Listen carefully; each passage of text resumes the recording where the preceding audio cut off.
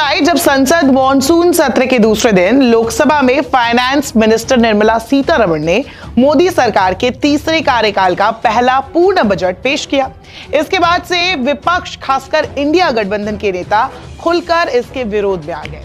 आनन फानन में 23 जुलाई को ही इंडिया ब्लॉक के नेताओं ने दिल्ली में मीटिंग कर ली। खैर, सिर्फ इंडिया अलायंस ही नहीं, इस बजट को लेकर नवीन पटनायक, जो कभी एनडीए के दोस्त हुआ करते थे, उनकी पार्टी इस बजट से खासा नाराज है। ऐसा लगता है अब राहुल गांधी को इंडिया गठबंधन से इतर एक और साथ मिलने जा रहा है। बड़ी बात यह है कि जब वित्त मंत्री बजट भाषण पढ़ रही थी, तभी बीजू जनता दल के सभी 9 सांसदों ने संसद वॉकआउट कर दिया था। ऐसे में कहा जा रहा है कि तीसरा दिन काफी हंगामेदार हो सकता है। माना जा रहा है कि बुधवार को संसद के दोनों सत्रों में इंडिया घटक के सभी दलों के सांसद केंद्र सरकार के खिलाफ हल्ला बोलेंगे। उधर ओडिशा के पूर्व मुख्यमंत्री और विपक्षी बीजू जनता दल यानी बीजेडी के चीफ नवीन पटनायक ने निर्मला सीतारमण द्वारा पेश किए गए केंद्रीय बजट को ओडिशा विरोधी करार दिया और दावा किया कि केंद्र ने राज्य की वास्तविक चिंताओं को नजरअंदाज कर दिया है, जबकि चुनावी घोषणा पत्र में राज्य के लिए कई वादे किए गए थे। तो साफ है कि मॉनसून सत्र का असली पिक्चर तो अब शुरू होने जा रहा है। बजट पेश होने के बाद बीजेडी के राज्यसभा सांसद सस्मित पात्रा ने बताया कि ओडिशा की मांगों को पूरा नहीं किया गया। ओडिशा को ना ही फंड दिया गया, ना ही उसे स्पेशल स्टेटस दिया गया। उन्होंने इस बजट को एंटी ओडिशा करार दिया और कहा कि बीजेडी इस बजट का विरोध करेगी। Budget and walked out of the Rajya Sabha. We find that the demands of Odisha have not been met.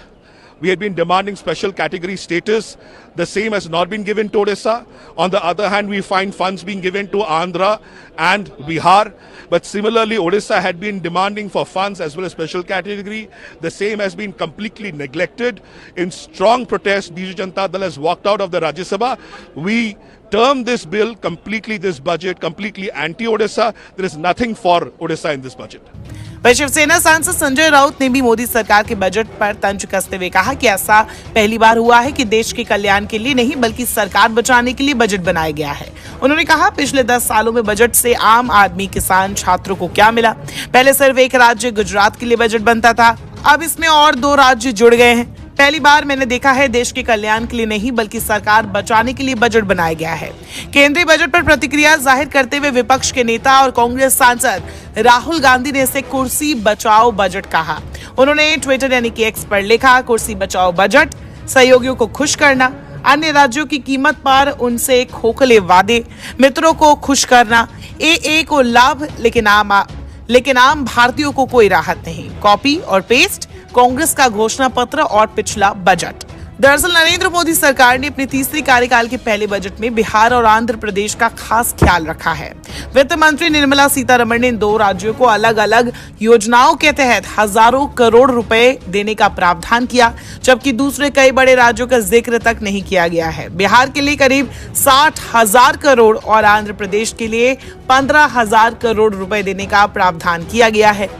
Bihar के मुख्यमंत्री नीतीश कुमार की अध्यक्षता वाली पार्टी जेडीयू के 12 सांसदों और आंध्र प्रदेश के मुख्यमंत्री एन चंद्रबाबू नायडू की पार्टी टीडीपी के 16 सांसदों के समर्थन से केंद्र में नरेंद्र मोदी की तीसरी बार सरकार बन सकी है और उसी के समर्थन पर यह सरकार टिकी है।